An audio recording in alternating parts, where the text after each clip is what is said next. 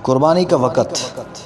شہر یا قصبہ اور بڑے دیہات جہاں عید نماز واجب ہے وہاں نماز عید کے بعد قربانی کا وقت شروع ہوتا ہے۔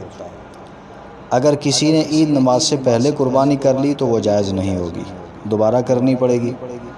اگر شہر میں کئی جگہ عید نماز پڑھی جاتی ہے تو کسی ایک جگہ نماز عید ہو جائے تو اس کے بعد قربانی جائز ہے، اور وہ بستیاں اور دیہات جہاں عید نماز واجب ہونے کی شرائط نہیں پائی جاتی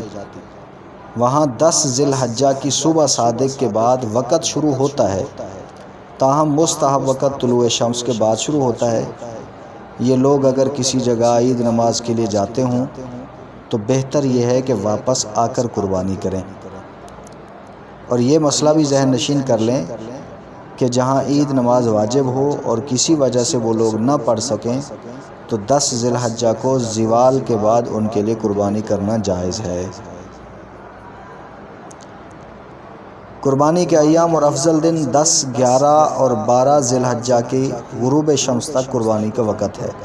سب سے افضل دن 10 کا ہے، پھر 11 کا ہے اور پھر 12 کا دن ہے سب سے افضل دن۔